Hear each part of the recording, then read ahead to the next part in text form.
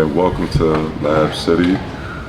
Well, Happy New Year to everybody. Yes, sir. Got some cool people here at the table here. My man, the face of Lab City, Coach Andre Speaks. How's it going? Yes, sir. Feeling good. How about you? Man, I'm doing good. I can't complain. Got a special guest in the house today. Oh, matter of fact, since that's your man, your right-hand man. Yes, sir. Why don't you go ahead and introduce him? So we got a very special guest, a guy I've known for, we pushing 30 years, man. We're pushing 30 years, you know. From our college days at University of San Diego, you know, we built a relationship, and it's stayed strong ever since. Coach David Fizdale, assistant coach for the Phoenix Suns, yes, right? Sir. Just was balling up in Philly last night. How you doing, man? I'm doing great, man. Thanks for having me, guys. Really good to have you here, man.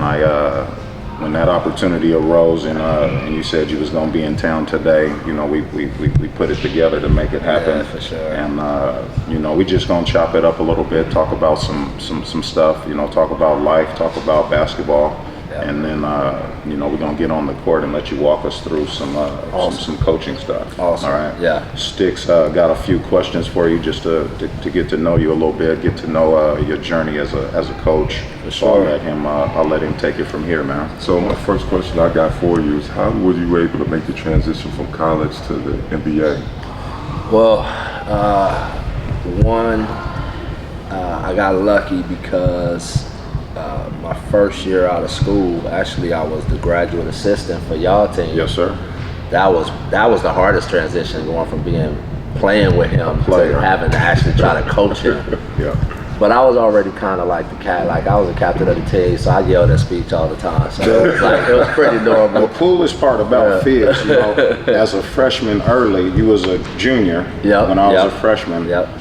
His leadership skills was evident early, right? He always was the captain. He was the point guard. He worked hard offensively and defensively, so it was easy to follow him as a young freshman because his personality, his info was on point. You know, he was a leader even at 18, 19 years But that old. was back when, I don't know how they do it now because everybody's so positionless, but when I was growing up, the point guard was held responsible Correct. for everything that went wrong on the floor. Correct. See, that ain't really how point guards get trained no more. Everybody else, it's everybody else's fault. But if Andre Speech didn't get back on defense, Hank Egan yelled at me. Correct. He didn't yell at him. So I had to get on him because I didn't want to get yelled at. And so that's how I learned how to lead. Like, Yeah. honestly, like every coach that raised me throughout my life as a point guard, from when I was in programs like this, like Lab City, they were like, you're responsible for everything that happens out there.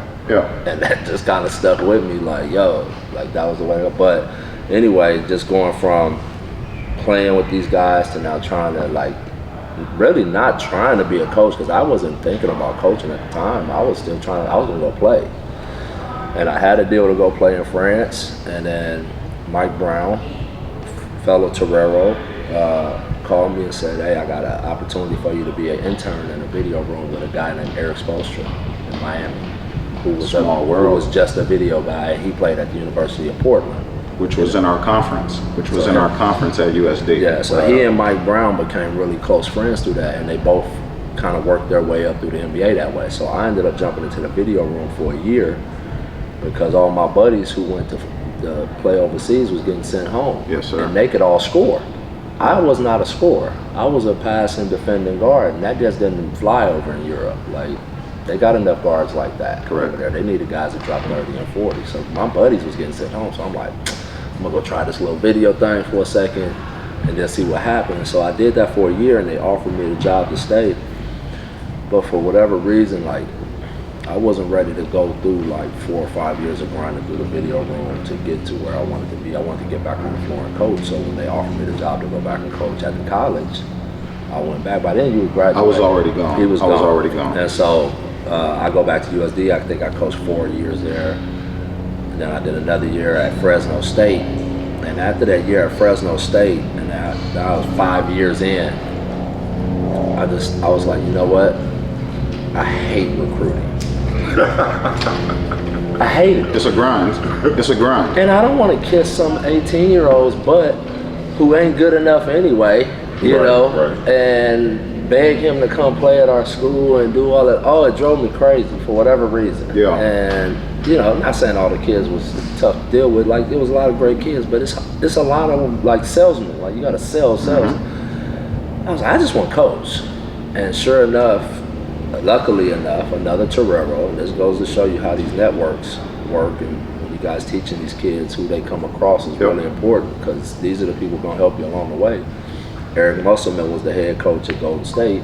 He had a player development coach position open. I was down the street at Fresno State. Some of the Toreros said, yo, don't even interview people. You got a guy right there. I'll go up to visit. I'm in the NBA. I was that lucky. And just because of our network, I got lucky enough to get to an NBA bench. And once I got there, I was like, I'm never going back to college. Never. Like, that's probably not going to happen. Now that I'm older, who knows? But then I was like, ain't no chance. And, you know, the rest took off. And the crazy part is we got fired at the end of that year. Musk got fired at the end of that year. So I'm out of work. I'm like, oh man, here we go. Sure enough, Mike Woodson gets the job at Atlanta. Chris Grant, who was my teammate, he was older than Speech, is now the assistant general manager in Atlanta. And I get on the staff with Mike Woodson, who's now the head coach at Indiana University.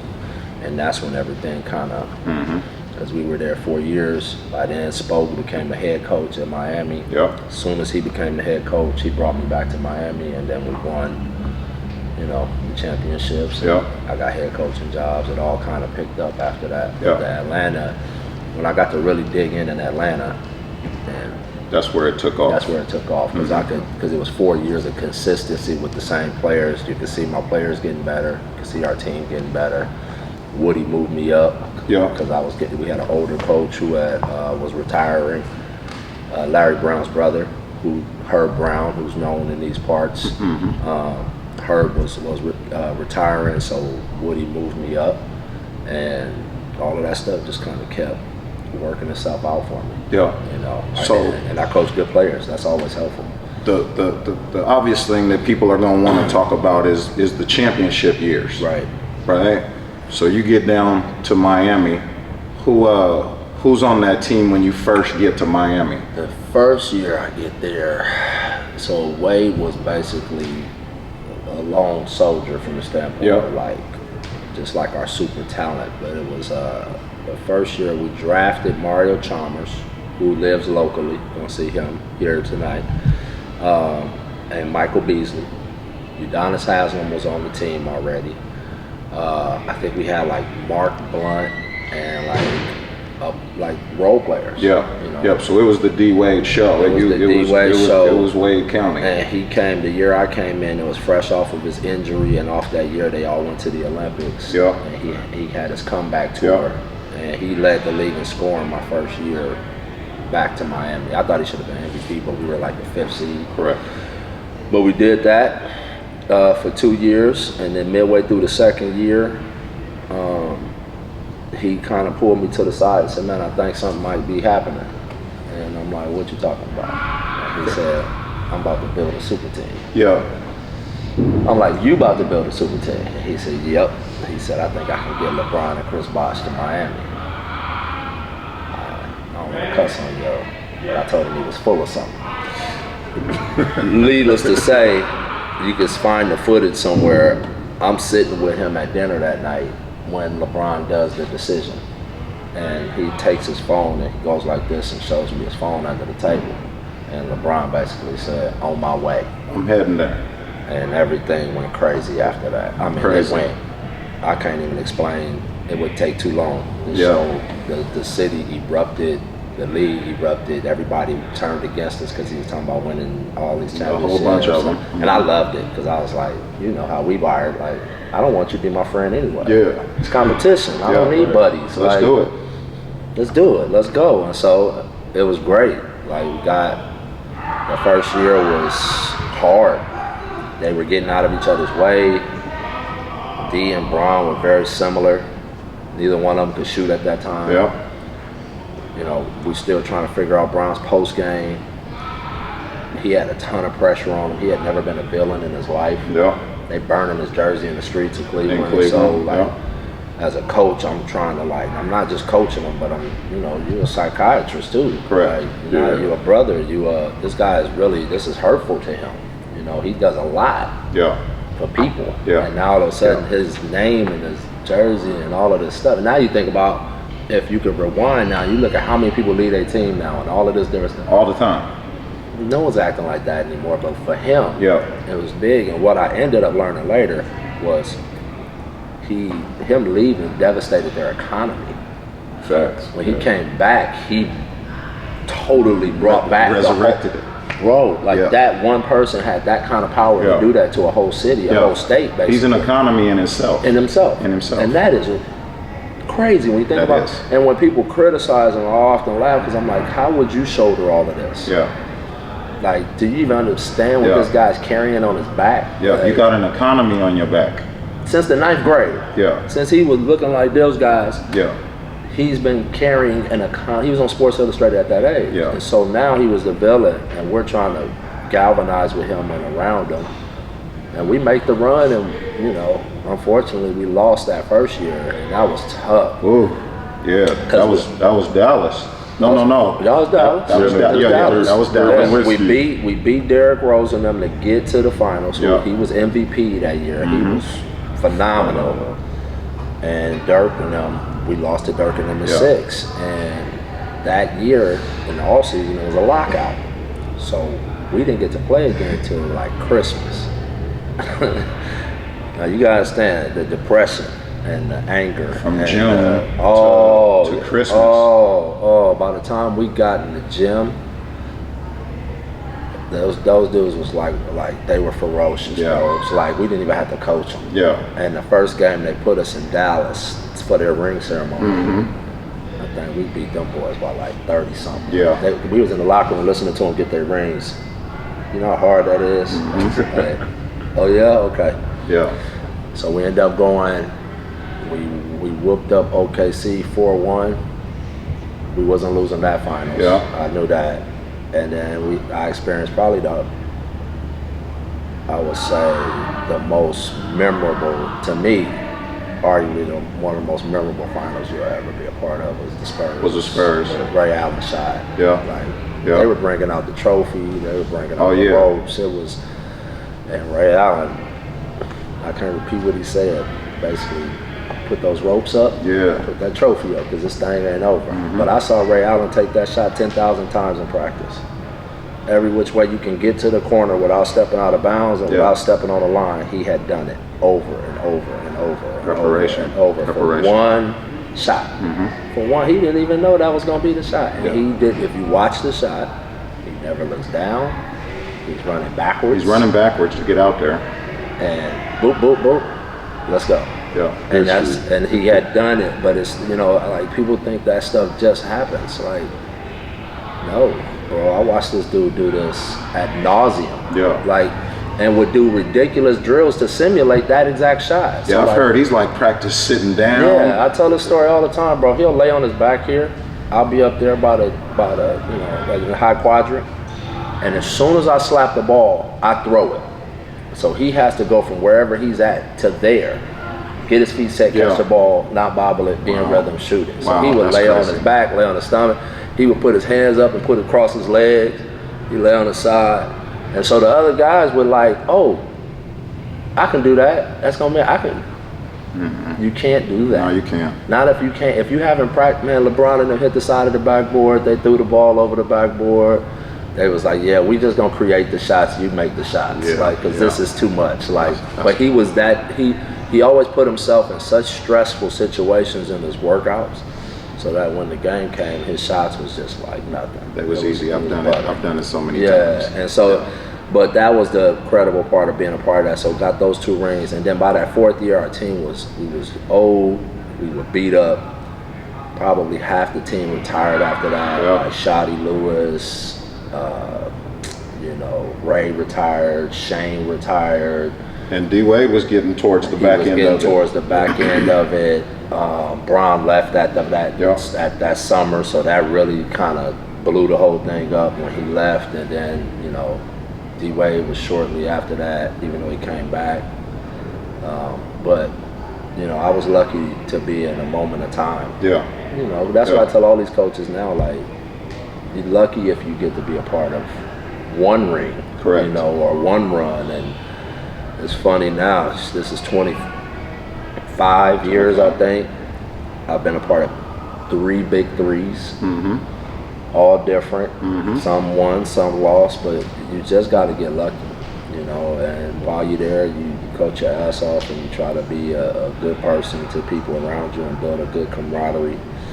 And if you win, man, you're lucky. Yeah. Like, you're just lucky, man, because I'm with Coach Budenholzer now, and he was on the other side of those games with the Spurs. Yeah. And both of us, we laughed because, like, man, we were just lucky to fall into 2 places, like special places at special time. I'm talking about the Titans. Think about who was playing in those games. Yes.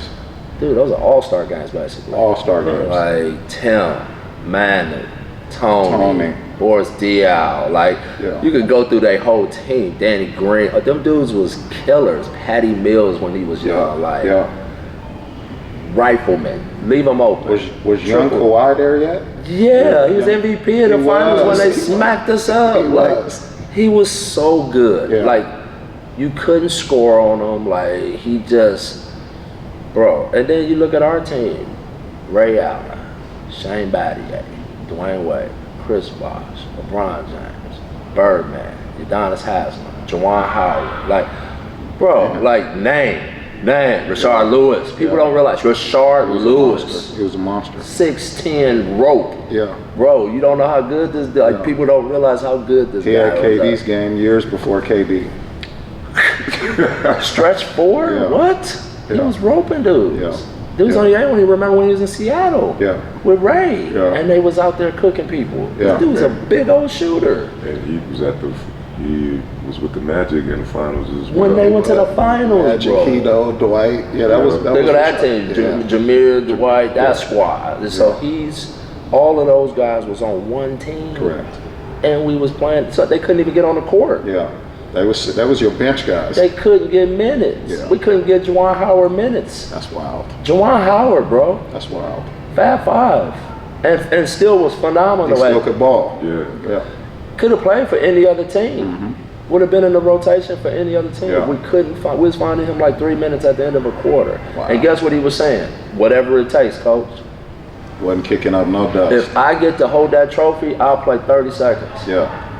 That was his mindset. That was the whole team's mindset. And that's why that group was special, because they would have they had the funniest saying I ever heard. It used to make me laugh all the time. They'd be like, man, sacrifice is easy till it's your ass. Everybody run around, oh, we gotta sacrifice. We gotta sacrifice. Yeah. Okay, but you don't get to take those 3 shots that you was taking over there in the corner. What? Huh? Yeah. Oh, man, fuck that. I ain't with that. Right? And that's, people don't realize it. You run around here chirping all of these cliche words and saying all of this stuff, culture and sacrifice. And it's BS if you don't live it yourself. Yeah. And that's one thing I got to learn from that group. And was lucky enough to be a part of that. And them dudes, I always tell them, every time I see all of them, I thank them, because they're the ones I wouldn't be a head coach. Yeah. I wouldn't have got to do those things. Right. And experience those experiences if it wasn't for that team. Yeah. And that moment in time, and seizing the moment and actually winning. Because you don't win, you don't get, a lot of times you don't get the next step. Yeah. And I was. I got it. I was just talking to a new young coach, Coach Shane. Shane, he's here right now. And I was talking to him about the coaching tree, the coaching circle, the coaching connections. That once you get into coaching, it can take you for the rest of your coaching career. You can have a job if you want it. Because the tree and the connections is so strong that if you build a relationship with a guy and he moves on, hey, I remember him. We had a good bond. I like the way he did stuff. Make that phone call. Hey, you want to come to Atlanta? You want to come to Miami? No doubt. You know. We both California guys. You Southern California, I'm Northern California. So you got to take it back to LA. and be on the staff in LA, right? I don't know. I need to do my research. I don't know how many guys have ever coached in LA and coached with the Knicks. It was That's you and the two biggest markets. The two biggest markets. Two biggest markets. I know Pat Riley has done it. Yep, and that's kind of what was fun for me, is kind of rewalking his steps. Yeah. Because he's such a big part of my life. He's a father figure to me. That's the best way I can put it. Just more than a coach and mentor. Yeah. Like I was so lucky to stumble into his life, and so my track, when I was making the choice to go to New York or to take, I'm like, why not? Like, because he was fearless. And to go into big markets, you gotta be fearless. It's brutal. The media is brutal.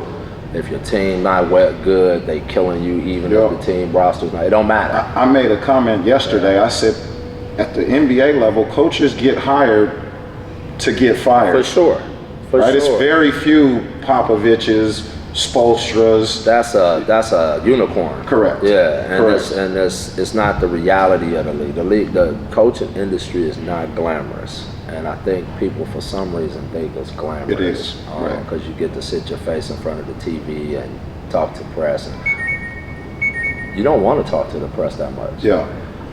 Honestly, like, anybody that thinks they want to be on TV that much, they're crazy. Because really, if they talking to you that much, probably things aren't going well. Because when things is going well, they talking to the players. And the questions shrink.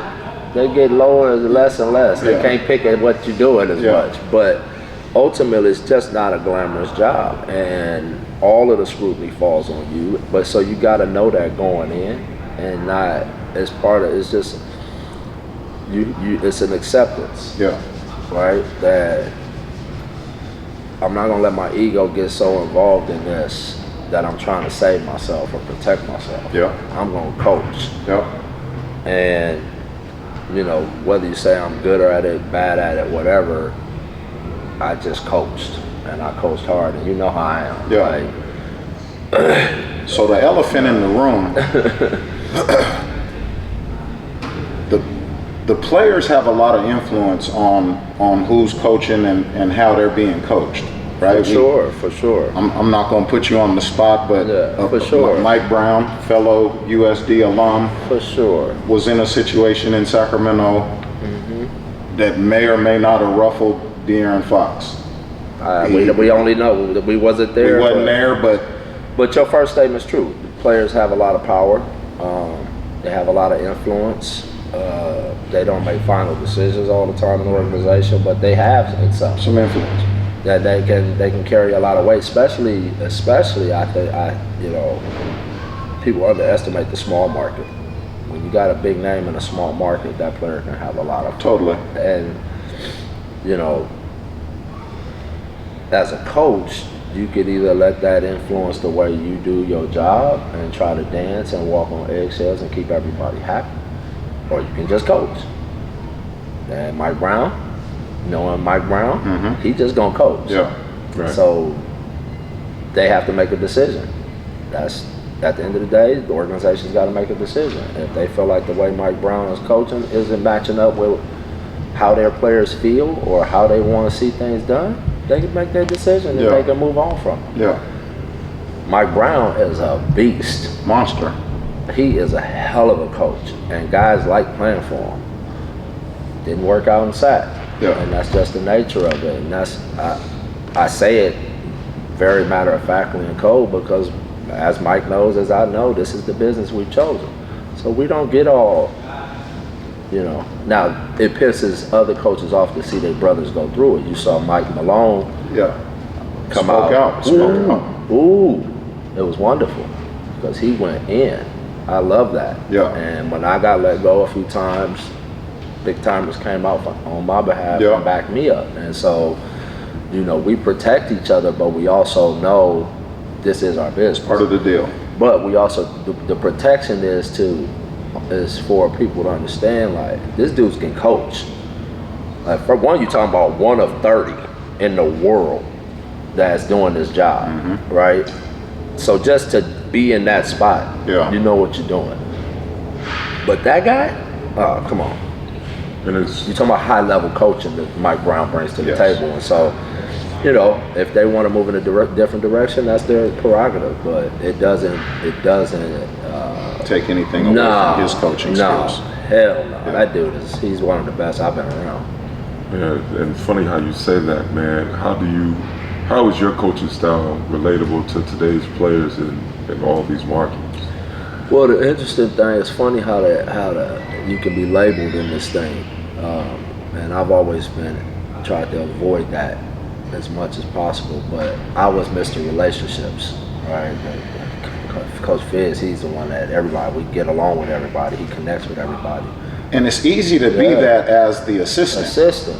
But as the decision maker, as much as I'm hugging guys, I got to make hard decisions on guys, and I got to push buttons on guys that are uncomfortable and not always a happy place. And so I went from being Mr. Relationships guy to he's an asshole. Yeah. Pretty fast, you know. But how I balanced out what I had to give up from that standpoint is, I really and I also this again when you get fired in our business, a lot of things that was your strength, they turn that into why you got fired. Correct. Right? So by the end of my tenure in New York, I was too collegey.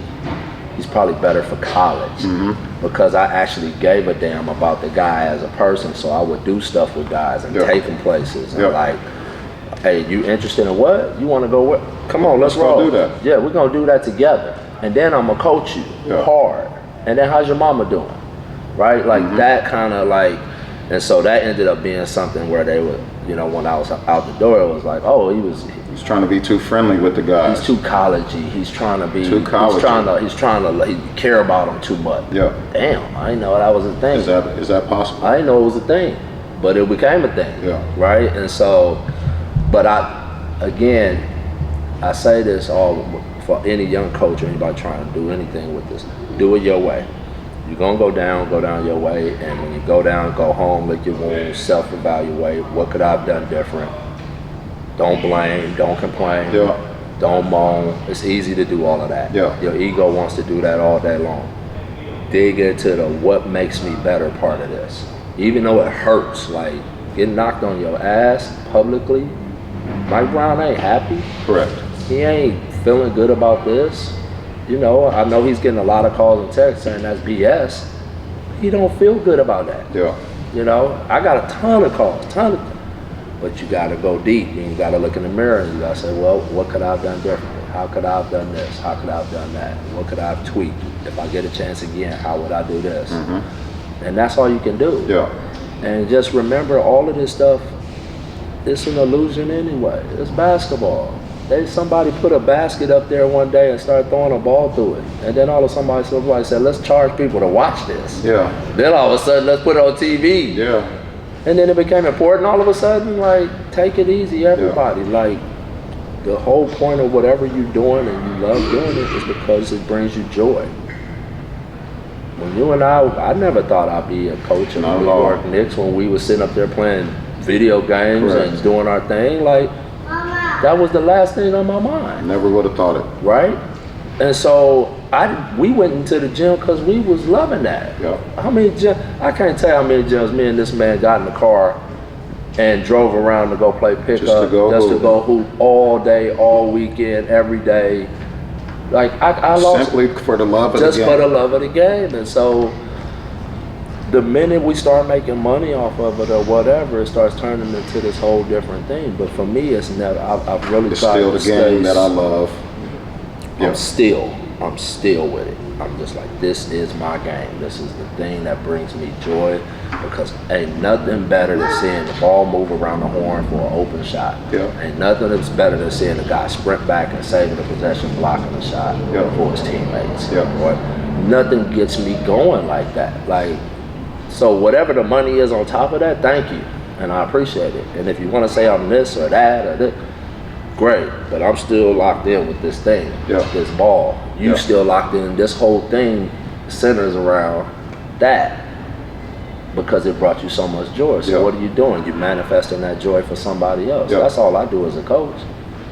give him what I know to manifest joy for that guy. Correct. Right? Correct. So That's if called- you get right down to the nitty gritty, that's what we're doing. And so, you know, all of this other stuff is just people try to wrap your ego up and pull your ego into it with criticism because they always write about you.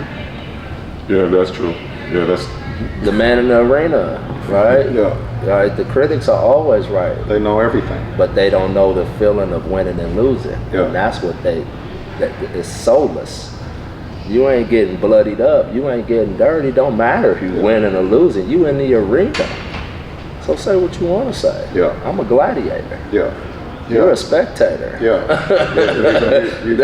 You Maximus. Whatever you say after that, no, I don't want to hear That's it a great because point. this the truth. Yeah. You know, it's the truth. When you read that speech by Theodore Roosevelt, I gave it to LeBron when he first came to us because he was getting beat up so bad, and I pulled that speech. I'm like, man, this speech fits right now. All these people are killing this guy, but this guy is the one that's been in the arena. Yeah. Taking the L's, getting the wins, doing the work, picking himself up, doing it again. He the one bloody at the end of the day.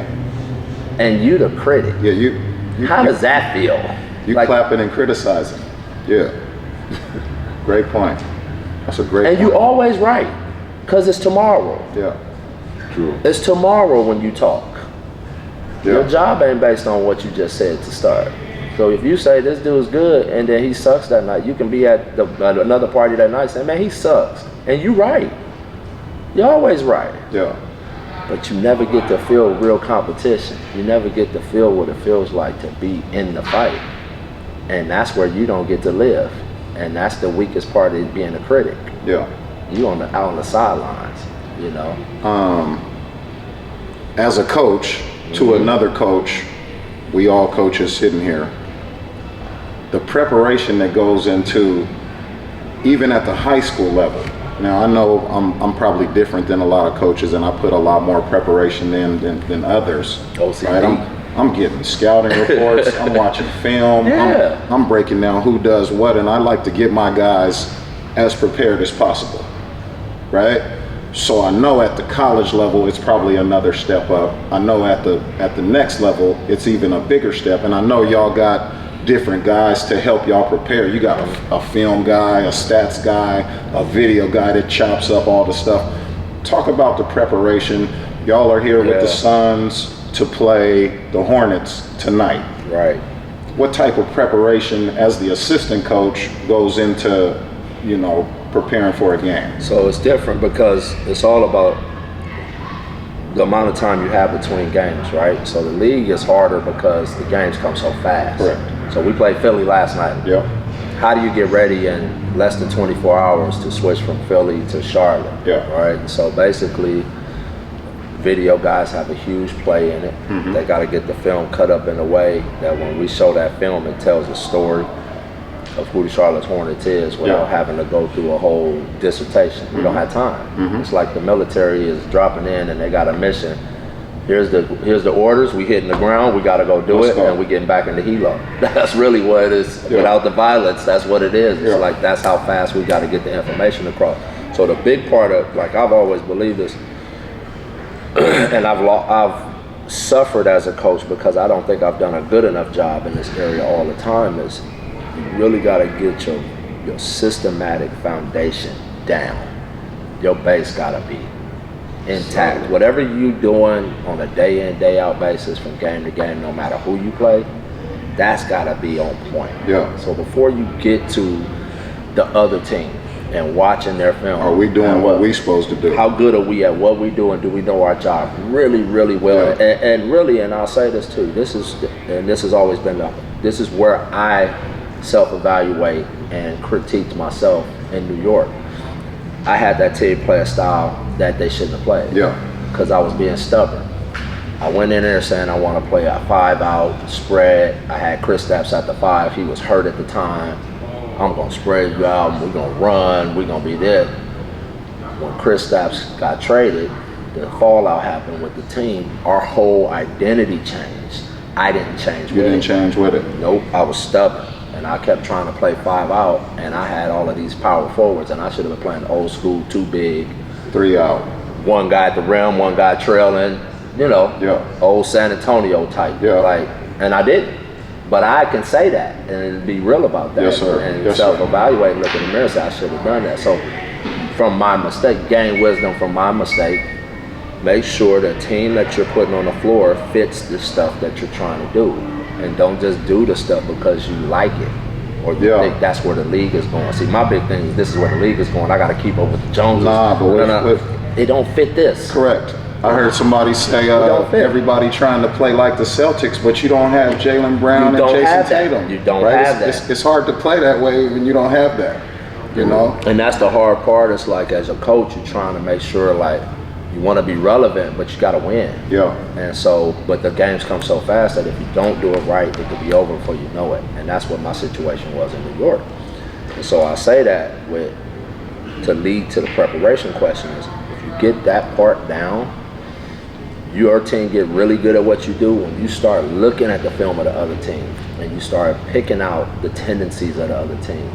Your team, you got this in the bag so good, your team will be able to take that information and apply it in a game. Yeah. Because they're not still thinking about what the hell is my base job. Yeah.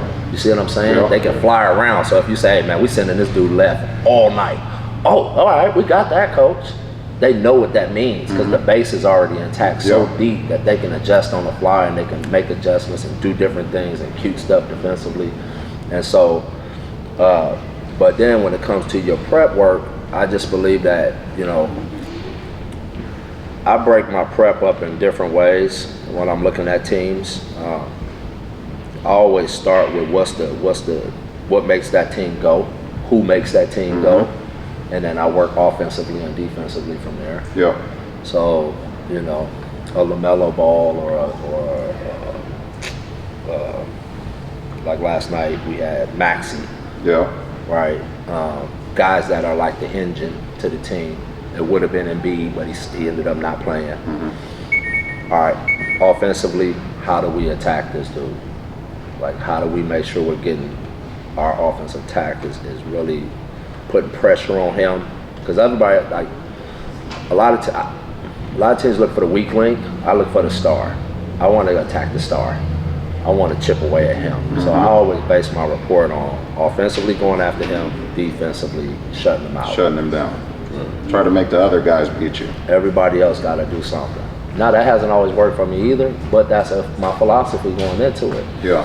And you know, eventually at least it gives you a good formula on how you look at the game and how you note take and how you map out, you know, a game plan. Yes, sir. You know, and because a lot of times coaches, especially young coaches, they just watching film and they just writing stuff. And they just, you know what I'm saying? Like, hey, that's a fine in the NBA.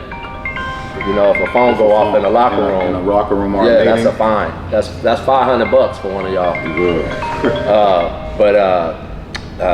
Yeah, so it helps you kind of guide your note taking, because you don't want to just be sitting there writing a bunch of stuff down that you're just seeing. You want to have a point of reason why you're writing it. And so, you know, I really like to start with the stars, then work my way through their roster to who their weakest links are, instead of going weak link to the star. To the star. Yeah, because I think if you can get a star in foul trouble, or you can frustrate a star, the whole thing is built on that guy.